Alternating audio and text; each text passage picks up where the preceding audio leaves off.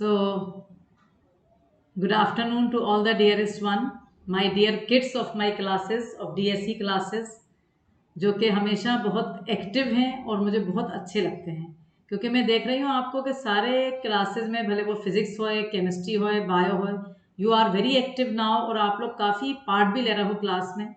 Quiz number 1 जो हुआ था उसमें भी आपने बहुत बढ़िया पार्ट लिया था।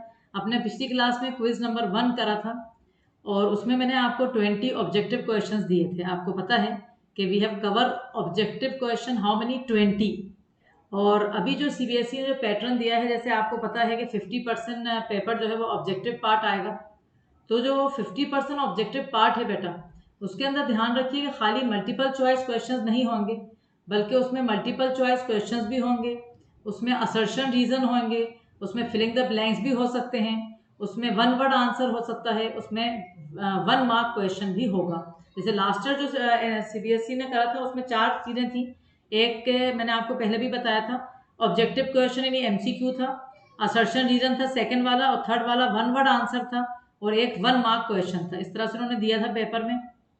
अभी मैंने थोड़ा सा फिलिंग द ब्लैंक्स भी 2-3 डाल दिए हैं, ताकि बाय द वे अगर फिलिंग द ब्लैंक्स भी वो डाल दे, क्योंकि 50% है। लास्ट ईयर जो था 30% था, और अभी 50%, लास्ट ईयर सॉरी 20% था, और अभी 50% कर दिया है ऑब्जेक्टिव इस साल से। तो यकीनन ऑब्जेक्टिव की प्रैक्टिस में हर तरह का ऑब्जेक्टिव हमें करके रखना है, ताकि हम फाइनल में परेशान नहीं हों।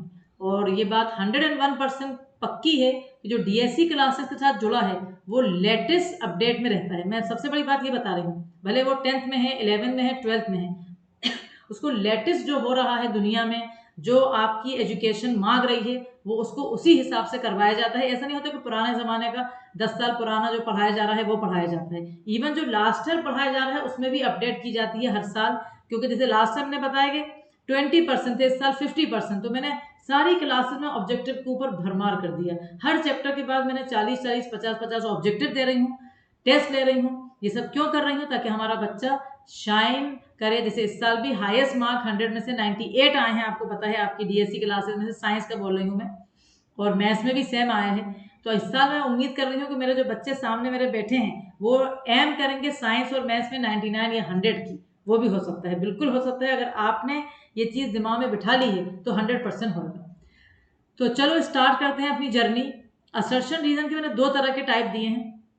एक टाइप जो सीबीएसई ने मतलब लास्ट ईयर दिया था, और एक टाइप और, लेकिन वो टाइप से कुछ नहीं होता है। वो सिर्फ ये है कि जब असर्शन रीजन का क्वेश्चन बेटा आता है तो उस टाइम बच्चे को सबसे मेन पार्ट है कि बच्चे को देखना पड़ेगा। उस टाइम क्या देखना पड़ेगा उसे?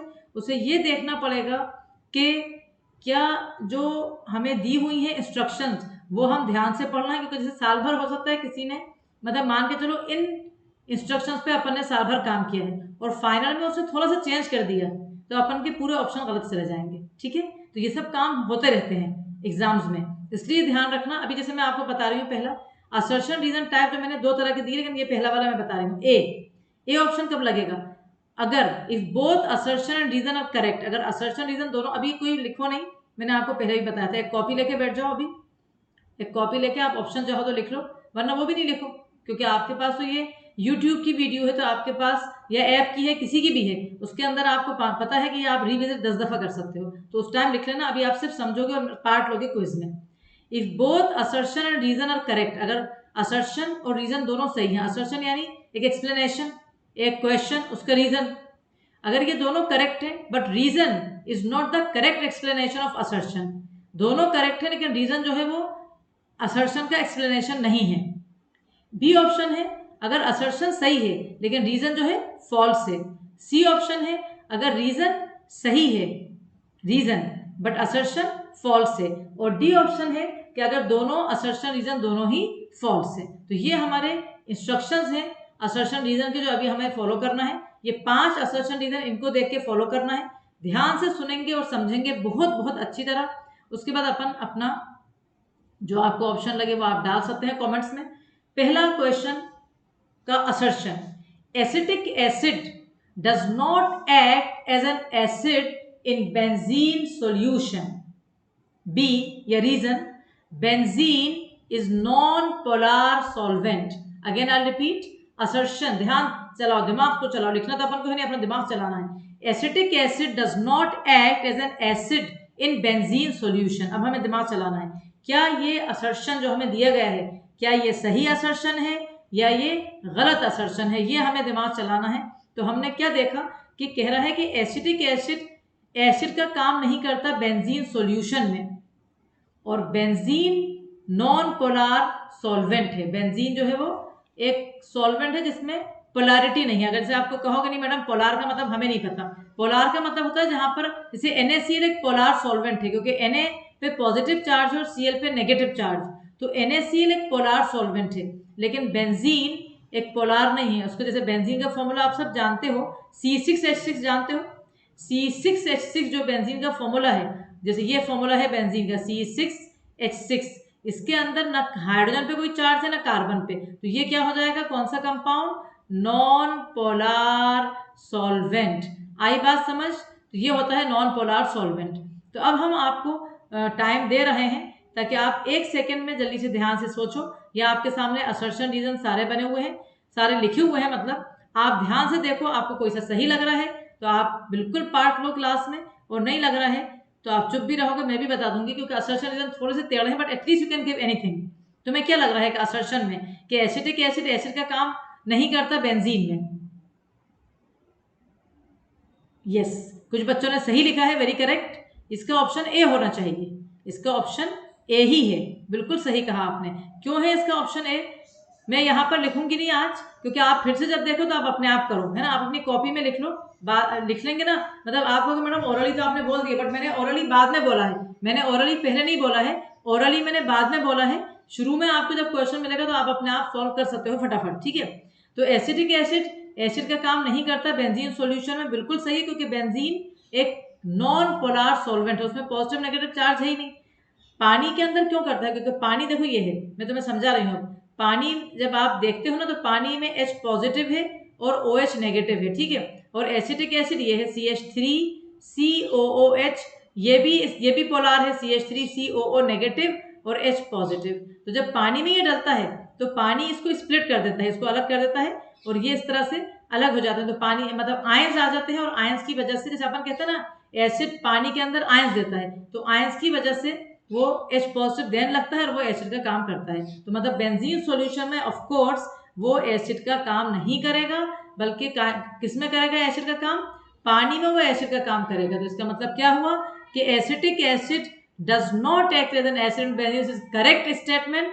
और ये भी करेक्ट है, उसने कहा था कि रीजन भी अगर करेक्ट है कि benzene is non polar solvent, ये भी करेक्ट मतलब वो है। लेकिन इसके अंदर एक कभी कभी क्वेश्चन आता है, वो मैं अभी बता रही हूँ, जैसे जो CBSE में आया था वो मैंने सेकंड वाले में दिया है, उसमें ये आता है कि if both assertion and reason are correct but reason is the correct explanation of assertion. ये करेक्ट एक्सप्लेनेशन नहीं है ये वाला, क्योंकि यहाँ पर आंसर ये होता अगर रीजन करेक्ट एक्सप्लेनेशन होता तो ये होता because acetic acid will not give H positive ion in benzene solution. अगर ये लिखा होता तो फिर वो वाला असर्शन होता कि असर्शन और रीजन दोनों सही है और रीजन असर्शन का एक्सप्लेनेशन है, समझ आई। लेकिन यहाँ पर दोनों सही है, लेकिन reason is not the correct explanation of assertion.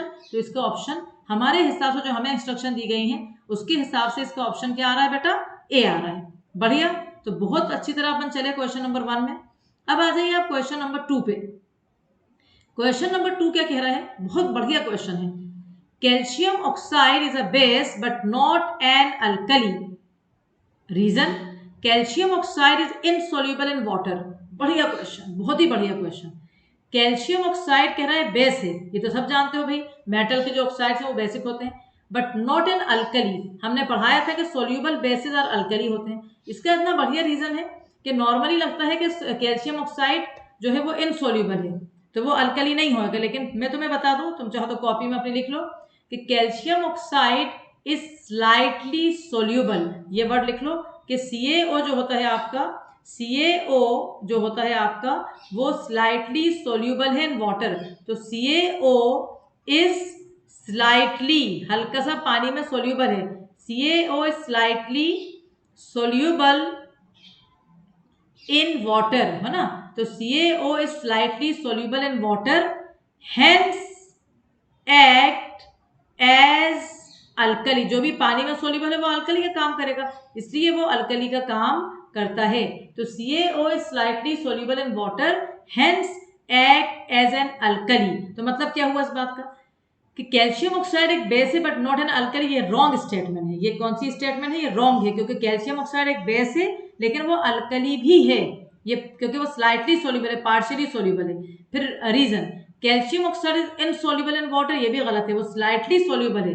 अगर स्लाइटली सोल्यूबल लिखा होता तो अपन कहते कि करेक्ट है, लेकिन इनसोल्यूबल जो है वो रॉन्ग है। अब आप ढूंढो इन चारों में कौन सा ऐसा है, ये लास्ट वाला ना, if both assertion and reason are false. ये वाला मुझे पता है, मैंने समझा दिया, क्योंकि ये बच्चे गलती ही करेंगे, क्योंकि नॉर्मली अपन को लग रहा है कि कैल्शियम ऑक्साइड इनसोल्यूबल है, तो अपन को लगेगा कि हाँ ये बात सही है कि वो अल्कली नहीं है, लेकिन वो स्लाइटली सोल्यूबल है, इसलिए वो अल्कली का काम कर रहा है। ये सब आप अपनी कॉपी में लिखो, मैं यहाँ से मिटा रही हूँ, क्योंकि जब आपका फिर से आप देखो तो you can solve with your self, जब भी जाके आप परफेक्ट हो जाओगे इसके अंदर। तो विच ऑप्शन?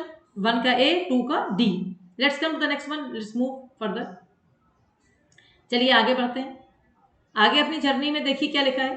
क्वेश्चन 3 में लिखा है assertion there is no change in colour of litmus paper when come in contact with distilled water. इसका रीजन क्या कह रहा है?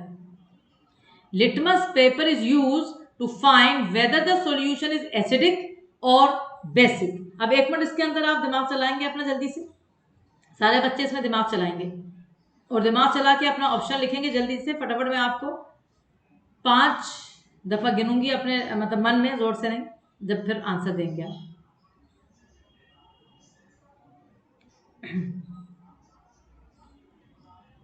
ओके, अब आप बताएंगे। बहुत से बच्चों ने सही लिखा है, वेरी गुड आंसर, शाबाश, it is a option, very good.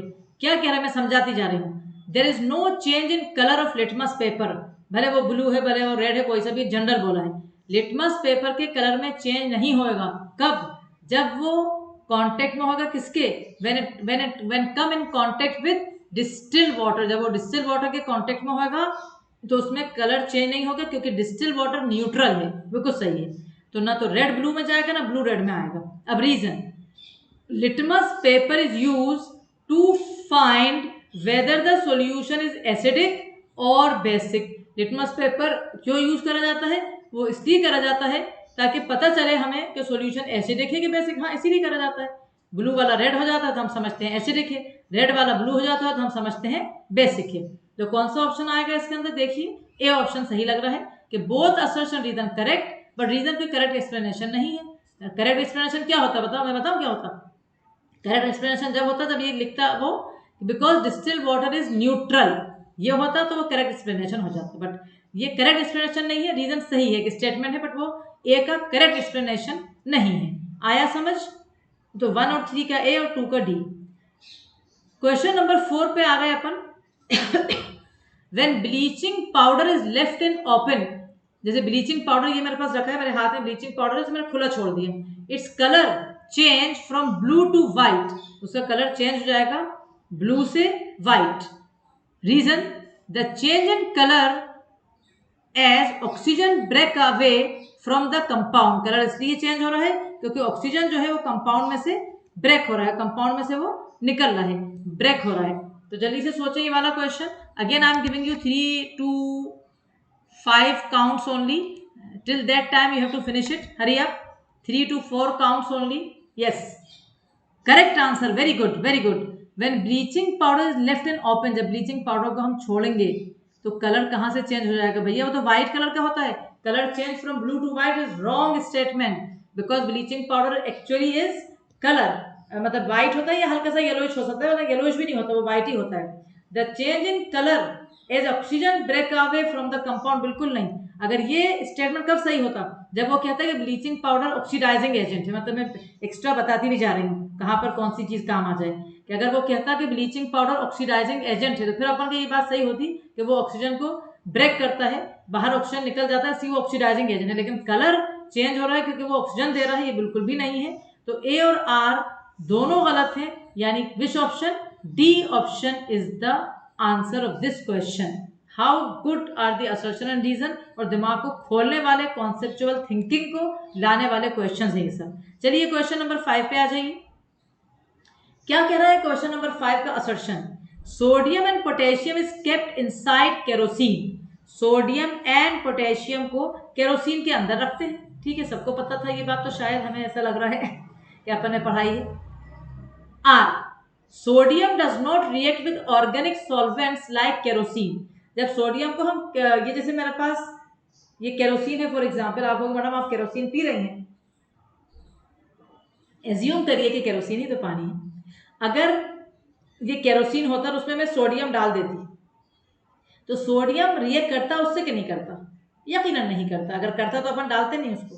तो मतलब क्या हुआ इस बात का कि जो असर्शन है और रीजन अब आपको मैंने इनडायरेक्ट वे में बता दिया है। अब आप जल्दी से इसका आंसर फाइंड आउट करेंगे और फटाफट कमेंट्स में लिखेंगे। कुछ बच्चे तो पहले से ही फटाफट लिख देते हैं, they are very competitive, very good. It is correct option, it is A, क्योंकि सोडियम और पोटेशियम को केरोसिन के अंदर रखा जाता है, सही है ये।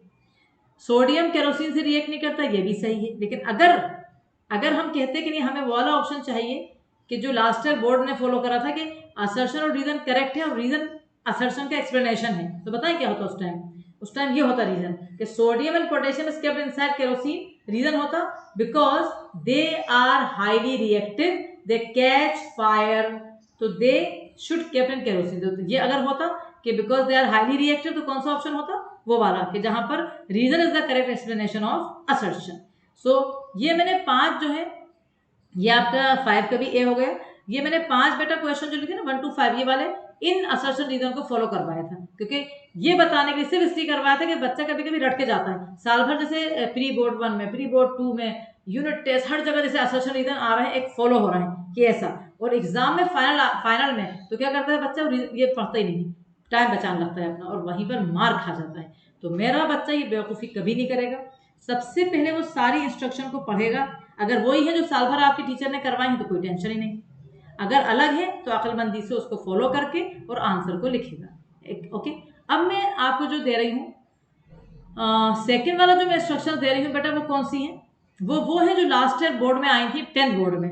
Last year first time assertion reason आए थे, उससे पहले तो कभी असर्शन रीजन को कोई जानता भी नहीं था। लास्ट ईयर फर्स्ट टाइम आए थे और उन्होंने ये फॉलो करा था, तो इसके लिए मैं कुछ क्वेश्चन दे रही हूँ आपको। देखो क्या है, ए वाला सेम है ऊपर जैसा, असर्शन रीजन और करेक्ट, ये तो उसमें भी था, लेकिन वहां था कि reason is not the correct explanation. यहाँ है reason is the correct explanation of assertion. यहाँ पर ये फर्क है कि रीजन जो है वो असर्शन का correct explanation, this is the difference.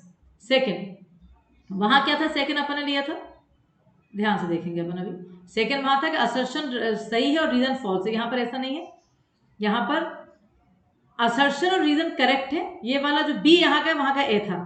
Assertion reason correct है but reason is not the correct explanation of assertion.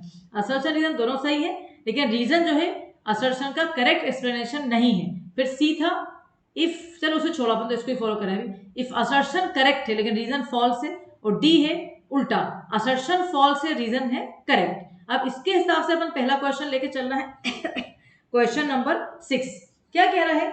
Aluminium oxide is an amphoteric oxide. Aluminium oxide is an amphoteric oxide.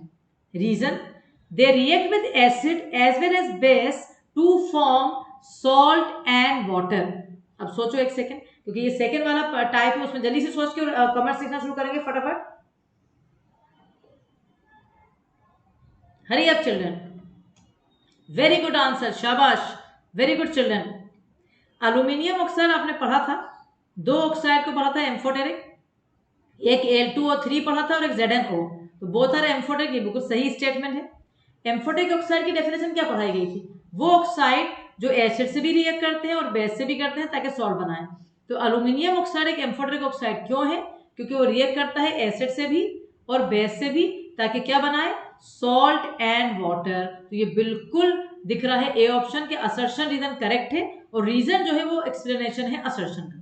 तो question number 6 का option क्या आएगा बेटा? A, very correct and very good. आगे बढ़ो अपनी journey में। Question number 7, assertion, bleaching powder has a strong smell of chlorine. Bleaching powder में एक क्लोरीन की बहुत ही स्ट्रॉन्ग स्मेल आती है। Bleaching reason, bleaching powder is a white powder and an oxidising agent. एक वाइट पाउडर है वो और वो ऑक्सीडाइजिंग एजेंट है। अब अभी जो तू क्वेश्चन करा था ऊपर, उससे साफ समझ आ गया कि वो ब्लू कहा था वो गलत था। पहली बात, अपन कभी कभी देखते हैं कि अपने पानी के अंदर एक अजीब सी स्मेल आती है, वो क्लोरीन की होती है। पहली बात तो चलो मैं आपको चांस दे दूं, फिर समझाऊंगी। आपके हिसाब से इसके अंदर कौन सा ऑप्शन होना चाहिए? Please tell me, A, B, C और D. Which option is the correct option of this question? Hurry up, think logically, don't think stupidly. I know nobody is stupid, no one in the world is stupid, I know this. So bleaching powder has a strong smell of chlorine. Very correct answer, many of you done very very well, very good. It is a B option, और B option में ज्यादातर बहुत confuse होते हैं लोग, A और B में B ज्यादा टफ लगता है लोगों को कभी कभी। दोनों स्टेटमेंट सही है, लेकिन reason is not the correct explanation of assertion. क्या मतलब? ब्लीचिंग पाउडर की बहुत ही तेज स्मेल होती है। मैंने क्या बोला था, कभी कभी म्युनिसिपल्स में क्लोरीन को डाला जाता है पानी में, डिसइंफेक्टेंट है, तो अपन को पानी में एक अलग सी स्मेल आ रही होती है। वो स्मेल काय की होती है बेटा? वो क्लोरीन की होती है। तो क्लोरीन का ध्यान रखेंगे आप सब, तो क्लोरीन की एक बहुत ही पर्टिकुलर स्मेल होती है, स्ट्रॉन्ग स्मेल होती है क्लोरीन की। अब ब्लीचिंग पाउडर एक व्हाइट पाउडर है, ये पढ़ा हुआ है अपन ने, और एक ऑक्सीडाइजिंग एजेंट भी है। क्यों? क्योंकि वो ऑक्सीजन देता है। तो ये भी सही है, लेकिन वो ए का एक्सप्लेनेशन नहीं है, इसलिए इसका ऑप्शन क्या आएगा? B option is the correct option of this question. Very good. Let's come to question number 8. Assertion. Sodium carbonate is used in antacid medicine. Sodium carbonate is used in antacid medicine. R. Reason. It is a mild base which neutralizes the acidity of gastric juice. वो एक mild base है जो gastric juice की acidity को neutralise कर देता है। तो now you have to think logically कि क्या इसमें मतलब अपन को बोलना है कि सोडियम कार्बोनेट क्या एक एंटी एसिड मेडिसिन है?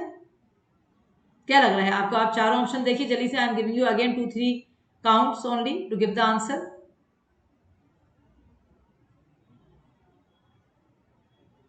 यहां पर एक गलती है, अगर देखा जाए तो इस क्वेश्चन में गलती है। यहां पर इनमें से कोई सा भी नहीं आ रहा है। आप देखो ध्यान से, क्योंकि sodium carbonate is use in anti acid medicine, बिल्कुल नहीं। सोडियम बाइकार्बोनेट यूज होता है, और माइल्ड बेस तो ठीक है, सोडियम कार्बोनेट माइल्ड बेस है, लेकिन न्यूट्रलाइज नहीं करता एसिडिटी ऑफ गैस्ट्रिक जूस को। जिसको अपन जरा सा मॉडिफाई करते हैं इस क्वेश्चन को, ताकि अपना इस वाले मतलब ये वाला जो क्वेश्चन है अगर ऐसा लिखा हो तो वो वाले उसमें चल रहा है कि पहला वाला रॉन्ग है और दूसरा वाला भी रॉन्ग है, मतलब डी ऑप्शन। लेकिन यहाँ पर ऐसा डी ऑप्शन कोई सा भी नहीं है, तो अपन इसको मॉडिफाई कर देते हैं थोड़ा सा। अपन लिख देते हैं यहाँ पर सोडियम हाइड्रोजन कर देते हैं अपन इसको, ताकि अपना आंसर इन वाले ऑप्शन में से आए, है ना। सोडियम हाइड्रोजन कर देते हैं ऐसे। तो sodium hydrogen carbonate is use in anti acid medicine. हाँ बिल्कुल सही है। वो माइल्ड बेस है, और जो गैस्ट्रिक जूस यानी HCl जो निकलता है अपने स्टमक में, उसको वो न्यूट्रलाइज कर देता है। तो बिल्कुल सही आंसर है ये, क्योंकि पहले जरा सा कंफ्यूजन था। अकॉर्डिंग टू दिस इंस्ट्रक्शन उसमें क्वेश्चन नहीं बन रहा था, ठीक है। तो ये आपके सारे असर्शन रीजन मैंने 8 दे दिए। आपको एक मैंने आइडिया दे दी है कि असर्शन रीजन को कैसे उठाना है, ठीक है। अब अपन आगे बढ़ना है अपनी जर्नी में। अब अपन दे रहे हैं कुछ क्वेश्चन जहां पर वन वर्ड आंसर है। वन वर्ड आंसर वाले क्वेश्चन भी बहुत ही अच्छे क्वेश्चन माने जाते हैं। इसमें बस वन वर्ड आंसर होता है। चलो जल्दी से मैं पढ़ूंगी, फटाफट कमेंट में आंसर लिखोगे। Question number 9, name the sodium compound which is used for softening of hard water. Name the sodium compound which is used for softening of hard water. Hurry up, I am waiting for the comment to write. I know that writing में थोड़ा time लग रहा है, तो I am giving you 7 count, 1 2 3 4 5 6 and 7. very very correct answer, शाबाश। तो अपन answer इसका क्या लिखने वाले हैं? अभी मैंने लिखूंगी जानबूझ के, तुम्हें बताया था मैंने, या चलो अभी लिख देती हूँ फिर मिटा भी दूंगी, क्योंकि आपको मैं चाह रही हूँ कि आप इसको खुद करें। तो यहाँ पर अपन आंसर अभी लिख रहे हैं। इसका आंसर बिल्कुल सही है, वॉशिंग सोडा भी कह सकते हो इसको। कभी कभी वो क्या करता है कि आपसे केमिकल नेम कहता है, केमिकल नेम में वॉशिंग सोडा लिखोगे तो 0 मिलेगा। केमिकल नेम इसका है sodium carbonate, correct children. 10H2O के लिए क्या कहा जाता है? डेका हाइड्रेट। अगर केमिकल नेम कहेगा तो आपको यही लिखना है, आपको वॉशिंग सोडा नहीं लिखना है। और अगर फॉर्मूला भी सपोज मांग लिया उसने, कभी कभी फॉर्मूला भी मांग सकता है, तो Na2CO3.10H2O। So very very good information. The chemical name is sodium carbonate decahydrate 10H2O के लिए। Normal name is washing soda and the formula is Na2CO3.10H2O. Why I am rubbing it? Because when you do it again, तो you should have the chance कि जब question दिखे तो फटाफट answer आप दिमाग में सोचो. बाद में अगर आपको नहीं आ रहा तो वीडियो में अमीना मैडम ने ओरल तो कह ही दिया है, तो उसकी तो कोई टेंशन है नहीं कि नहीं हमें नहीं आएगा. Correct. So this is the answer. What is the answer? Sodium hydrogen carbonate. What? Name the sodium compound. Name the sodium compound. Next question number 10 पे आ गए आप लोग. What is the chemical name and formula of baking soda? देखो यहाँ पर मैंने तुमसे जैसा भी कहा था कि कहीं कहीं केमिकल नेम पूछा जाता है, तो बिल्कुल इस क्वेश्चन में यही करा जा रहा है. What is the chemical name of baking soda? Baking soda तो उसका नॉर्मल नेम है, कमर्शियल नेम है, but chemical name. Hari up, write down fast. Formula भले लिखने में फॉर्मूला भी लिखो, क्यों नहीं लिखो, टाइम ऐसे थोड़ी लगता है, इतना कमेंट्स में अपना इतना टाइम नहीं लगेगा, तो please right down the formula and the name. Hari up, I am giving you 1 minute से भी थोड़ा कम दे रही हूँ, लिखने में इतना टाइम नहीं लगता. जल्दी से बताएं फटाफट. आई am waiting for your answer children. Very correct answer, शाबाश, वेरी गुड. बेकिंग सोडा का केमिकल नेम है sodium hydrogen carbonate. Very correct. Baking soda का केमिकल नेम है सोडियम हाइड्रोजन कार्बोनेट और फॉर्मूला है NaHCO3. NaHCO3 is the formula and the name is sodium bicarbonate, या कुछ लोग उसको यूं भी कहते हैं sodium hydrogen carbonate. Both are exactly same. या तो सोडियम हाइड्रोजन कार्बोनेट भी लिखोगे तो गलत नहीं है, या सोडियम बाइकार्बोनेट लिखोगे जब भी गलत नहीं है. Let's come to question number 11. Compound X is used in fire extinguisher. Identify X. ये सब वन वर्ड है, बस एक नाम. कंपाउंड X जो है, एक X है, कोई भी X कंपाउंड है, उसको फायर एक्सटिंग्विशर में यूज करा जाता है. वो क्या है? अभी आपने पढ़ा है, अभी आपने जस्ट पढ़ा है. बिल्कुल लिख दे नाम जल्दी से. Hurry up, Hari up children, I am waiting for your response. Fast. Very good option, very good approach, very good. The compound is again the same one, that is baking soda, or you can write NaHCO3. so very good approach. आप लोग पढ़ के आए हैं इसलिए आप इतने अच्छे आंसर दे रहे हैं. अब आपका ये काम है कि आप पूरा जो लिखवाया गया है, आपको जो पूरे नोट्स हैं वो पूरे पढ़ेंगे. ये सारे 40 क्वेश्चन कर लेंगे. उसके बाद मुझे लगता नहीं है कि किसी बच्चे को कोई सा भी क्वेश्चन ऐसा होगा जो नहीं आए. हर क्वेश्चन बन जाएगा उससे. Very good. Question number 12. Right the name and the formula, दोनों चीजें मांगी हैं. Write the name and the formula of a compound which is used to plaster the fractured bones. अगर कहीं पर किसी के लग गई, हाथ में लग गई, कहीं भी लग गई, तो अपन देखते हैं प्लास्टर लगाया जाता है. तो नाम और फॉर्मूला मांग रहा है उस कंपाउंड का जो फ्रैक्चर बोन्स को प्लास्टर में यूज होता है. हरी up children, I am waiting for your response. Very good. जल्दी जल्दी जल्दी. I will count till 5. 1 2 3 4 5. Very good. तुम लोग क्या पक्का सोच के आओगे आज जो है हराओगे, सब एक को एक कॉम्पिटिशन करोगे. Very good answer. सब लोग एक से फटाफट लिखते हो आंसर. Very good. क्या नाम है उस कंपाउंड का? प्लास्टर ऑफ पेरिस भी कहते हैं उसको. Very good. और उसका अगर केमिकल नेम कोई पूछ ले तो क्या है? Calcium sulphate hemihydrate. CaSO4 के लिए calcium sulphate, hemi for half और हाइड्रेट फॉर वाटर. तो क्या नाम है उसका chemical? Calcium sulphate hemi hydrate, या POP जिसे प्लास्टर ऑफ पेरिस भी कहते हैं.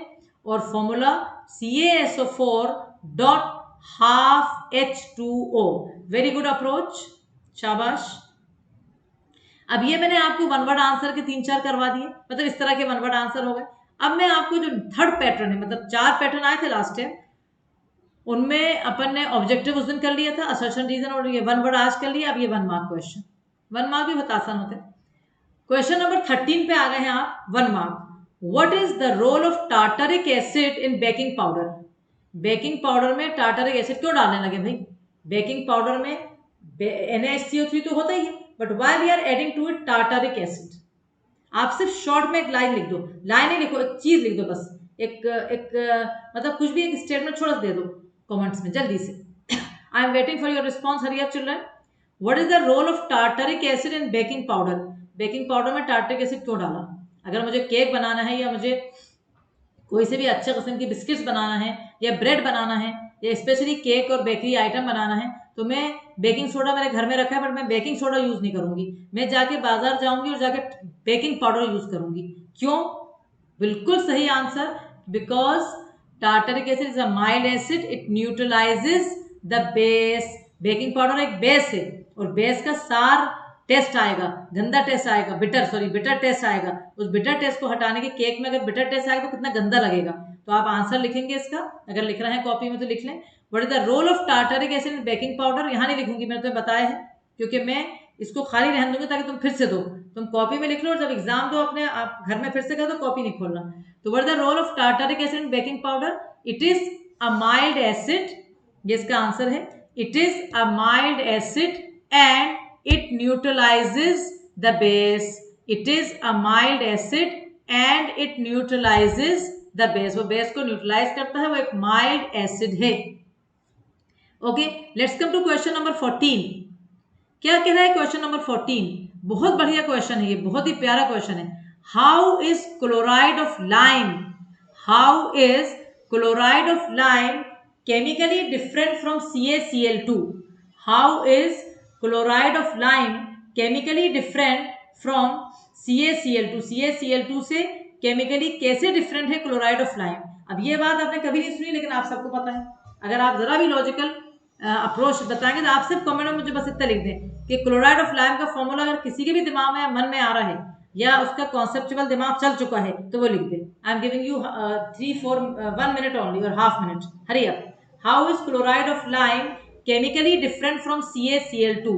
क्लोराइड ऑफ लाइम CaCl2 से अलग कैसे होता है, किस चीज में अलग होता है? बहुत शाबाश, बहुत बढ़िया। Chloride of lime bleaching powder होता है। क्लोराइड ऑफ लाइम, उसको कंफ्यूज करने के लिए तुम्हें दिया है उसने, वो ब्लीचिंग पाउडर होता है, वो CaOCl2 होता है। तो क्लोराइड ऑफ लाइम क्या होता है बेटा?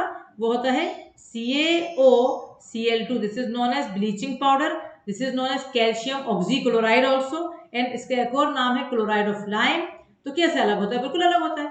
ये बस ये लिखना है कि chloride of lime is CaOCl2, that is bleaching powder, while CaCl2 is calcium chloride. आया समझ? तो what is chloride of lime children? It is CaOCl2, that is bleaching powder. Okay, so this is we have done now. Let's come to the next one. Question number 15 पे आ गए अपन। How many question आज दिए हैं अपन ने? 20 question दिए हैं और अपनी जर्नी काफी आगे बढ़ रही है। क्वेश्चन नंबर 15 पे अपन आ चुके हैं। What is the action of red litmus? What is the action of red litmus on? अपन को ये बात पता है कि रेड लिटमस का एक्शन क्या होता है? एसिड में कुछ नहीं होता है और बेस का रेड लिटमस ब्लू हो जाता है। अगर बेसिक सॉल्यूशन में डलता है तो रेड लिटमस ब्लू हो जाता है। दिस इंफॉर्मेशन और this knowledge we should have. Now what is the action of red litmus on? A, dry ammonia gas. Dry ammonia gas, अगर ड्राई अमोनिया गैस है तो उसमें क्या एक्शन होगा? B, ammonia solution. तो पहले वाले में जल्दी बता दो, इन ड्राई अमोनिया गैस में रेड लिटमस का क्या एक्शन होगा? Hurry up write in the comments children fast. थोड़ा सा स्पीड भी अपनी बढ़ाएंगे अपन, ताकि बहुत ज्यादा टाइम जब हो जाता है तो अपन परेशान होने लगते हैं। Very good approach, no action, शाबाश, बिल्कुल सही जवाब, नो एक्शन। क्योंकि ड्राई अमोनिया, जैसे अपन ने कहा था कि एसिड कहां पर एसिडिक बिहेवियर शो करता है? पानी में, बगैर पानी के नहीं करता, ऐसी बेस के लिए है। तो अमोनिया इज बेस है, लेकिन dry ammonia gas no action, correct. और बी, अमोनिया सॉल्यूशन, यहाँ पानी आ गया तो यहाँ तो वही आपको पता ही है, रेड लिटमस क्या में चला जाएगा? ब्लू में। तो ए में नो एक्शन, बी में red litmus is converted into blue, very correct. Question number 16 कह रहा है arrange the following in increasing order of their pH values. अच्छा क्वेश्चन है, इसमें एक डाउट बड़ा रहता है बच्चों को, इंक्रीजिंग ऑर्डर वाला, उस पर बहुत ध्यान देना। इंक्रीजिंग और डिक्रीजिंग ऑर्डर, इसमें बच्चे गलती करते हैं जो कि थर्ड क्लास से पढ़ाया जाता है।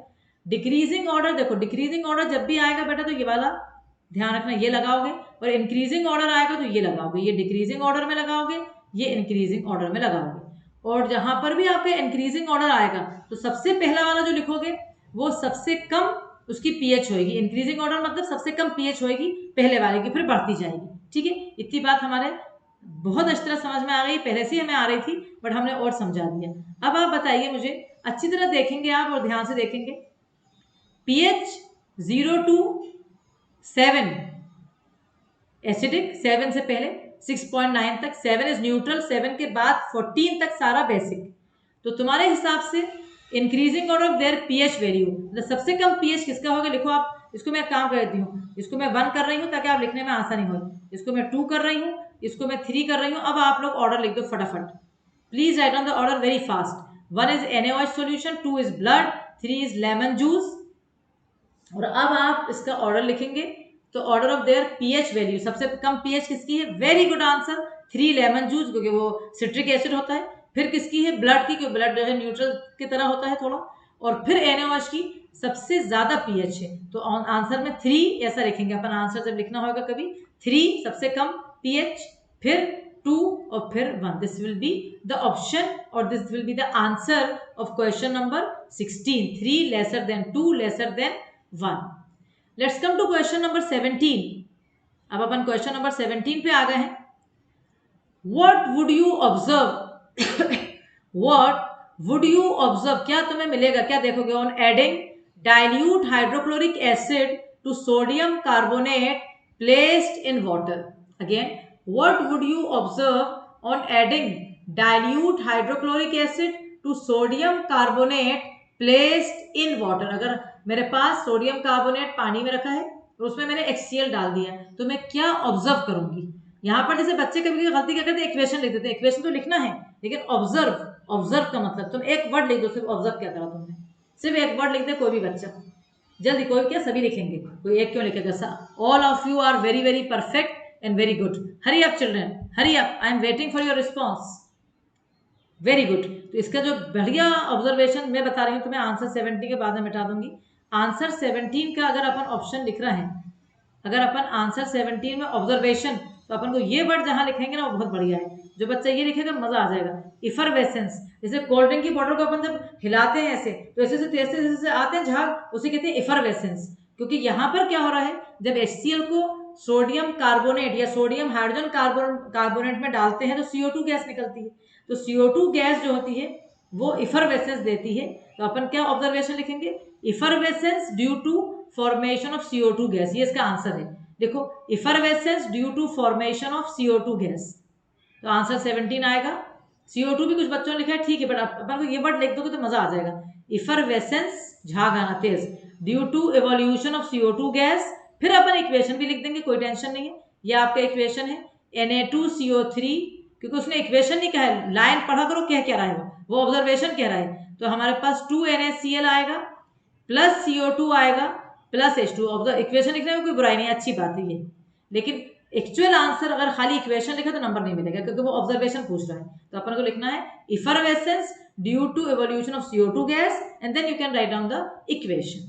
सो I hope that question number 17 100% समझ में आ गया। ये छोटी छोटी चीजें ही समझाई जाती हैं DSC क्लासेस में, अमीना मैडम की क्लासेस में। अमीना मैडम खुद ऐसी बातें बताती हैं। 12th में जब केमिस्ट्री में 100 में 100 का ठप्पा लगता है ना अमीना मैडम के बच्चों को, 99 के लाइन लगती है और 95 अबव की, उसका रीजन ये होता है, ये बच्चा इस क्वेश्चन को 10 बच्चे अलग तरीके से कर सकते हैं। कोई CO2 लिख देगा, कोई खाली इक्वेशन लिख देगा, कोई कुछ भी लिख देगा, लेकिन ये नहीं लिखेगा तो उसका नंबर पूरा नहीं मिलेगा। समझ आ गई बात? सो आई होप दैट आपको सारे क्वेश्चन बहुत बहुत अच्छी तरह समझ में आ रहे होंगे और आपको मज़ा भी आ रहा है, क्योंकि इतने बढ़िया जो टेस्ट दिए जा रहे हैं, ऐसे ऑब्जेक्टिव टेस्ट मैंने तो कहीं नहीं देखे, इतने हर तरह की वैरायटी जिसमें मिल रही है। क्वेश्चन नंबर 18 क्या कह रहा है, why does an aqueous solution of N acid conduct electricity? इसमें भी एक वर्ड लिख सकते हो, फिर मैं इसको समझा दूंगी। Why does an aqueous solution of N acid conduct electricity? Aqueous solution acid का इलेक्ट्रिसिटी कंडक्ट क्यों करता है, क्यों कर रहा है electricity conduct aqueous solution acid का? वेरी करेक्ट, आपने आयंस लिखा है, कुछ बच्चों ने H पॉजिटिव लिखा है, सही है, क्योंकि एक्वस सॉल्यूशन में जब एसिड जाता है तो वो उसमें आयंस फर्निश होते हैं और electricity is due to movement of ions. तो अपन ऐसे आंसर लिखेंगे, बिकॉज इन वाटर, एक्वस यानी water, in water acid give ions, in water acid gives ions and electricity is due to movement of ions, and electricity is due to movement of ions. Again, because in water acid give ions, in water acid give ions, and electricity is due to movement of ions. Correct. अब एक last type के 2 question दे दिए, fill in the blanks भी दे दिए मैंने, क्योंकि कभी fill in the blanks भी बचपन में आप करते थे, अभी करना छोड़ दिए हैं, तो अपन देखते हैं। अच्छा क्वेश्चन है। क्वेश्चन नंबर 19 कह रहा है ENO, इनो। इनो की बॉटल देखिए, इनो की बॉटल अपने घरों में होती है, कभी कभी अपन को एसिडिटी हो रही है, अपन को जलन पड़ रही है, तो अपन पानी में डालते हैं, उसमें तो एकदम से झाग झाग आते हैं, वही इफरवेसेंस आता है, उसके बारे में बात की जाएगी। ENO contains dash and it is dash in nature. बढ़िया क्वेश्चन। इनो कंटेन, इनो में क्या होता है और वो किस तरह का नेचर होता है उसका। Hurry up children, you can take time, थोड़ा सा लिखने में टाइम लग सकता है। पहले वाले ब्लैंक का और दूसरे वाले का कॉमा लगा के लिख देना। पहले वाले जो ब्लैंक जगह है उसका और दूसरे का जब लिखोगे तो कॉमा लगा देना जल्दी से। I am waiting for your response. Eno contains dash and it is dash. Very good. Eno contains NaHCO3। Eno में सोडियम हाइड्रोजन कार्बोनेट या सोडियम बाइकार्बोनेट होता है, बिल्कुल सही आंसर है ये। इनो में Eno contains NaHCO3 and it is what. Nature का मतलब क्या, एसिडिक, न्यूट्रल और basic. It is basic in nature, very correct. तो Eno contains NaHCO3 and it is basic in nature, very good. Last question आज की class का है अपना। When acid reacts with a metal, when acid reacts with a metal, जब acid metal से react करते हैं, dash gas is evolved and corresponding dash is formed. Again I am giving you 1 से कम minute, you write first then comma लगा के second लिख देना। Again, when acid reacts with a metal, dash gas is evolved and corresponding dash is formed. जब acid metal से react करता है तो एक गैस निकलती है, उसका नाम बताना है। बिल्कुल सही जवाब H2 गैस निकलती है, very good answer. And corresponding क्या मैंने लिखवाया था तुम्हें, acid metal plus acid gives salt plus H2, तो and corresponding salt is formed. So मुझे बहुत ज्यादा सेटिस्फेक्शन लग रहा है, क्योंकि जब आप बेटा ईमानदारी से काम करते हो ना, ऐसी बच्चों के लिए भी एप्लीकेबल है और ऐसी टीचर के लिए एप्लीकेबल। एजुकेशन में ये 2 लोग बहुत इंपॉर्टेंट होते हैं बेटा दुनिया में, एक टीचर और एक बच्चा। अगर टीचर ईमानदारी से काम कर रहा है तो जब भी उसको अच्छी तरह नींद आएगी और जब भी वो सेटिस्फाइड होगा, और अगर बच्चा ईमानदारी से काम कर रहा है जब भी वो अच्छे नंबर लाएगा और जब भी वो खुश रहेगा। क्योंकि अब देखो इससे ज्यादा कौन क्या करवाएगा, इतना सारा करवाने के बाद भी अगर अपन नहीं पढ़ रहे हैं तो मतलब अपन लूजर है। सो आई होप कि आप सब इस सबका रिवाइज करोगे और बहुत अच्छी तरह करोगे और बहुत हेल्दी रहोगे, सेफ रहोगे। And take care of your health, take care of the health of your parents and study very much. And at least अगर अच्छा लगा है session, don't forget to write thank you in the WhatsApp group. That a small like word thanks लिखता है बच्चा तो teacher को खुशी मिलती है कि उसने मेहनत करी, उसने पूरे कितने सारे क्वेश्चन बनाए, कितने अपने दिमाग से बनाए, कितने मुश्किल से देख देख के हर जगह से छान के बनाए, तो कम से कम एक थैंक यू तो जरूरी लगता है। Correct. Subscribe the channel, like the video, share it with many as I told you before. But पुराना क्विज जो है आपने शेयर बिल्कुल नहीं करा, मुझे बहुत बुरा लगा कि मैंने आपसे कहा था कि you have to share it. आप शेयर कर दो ना, क्या जा रहा है आपका, आप शेयर कर दो बच्चों में, तो आपके कम से कम इतने लोग आपकी वजह से अच्छे क्वेश्चन कर लेंगे, तो आपका गॉड एजुकेशन आपको देगा। Correct. So all the best, we will try to like that our children be always satisfied. Bye bye.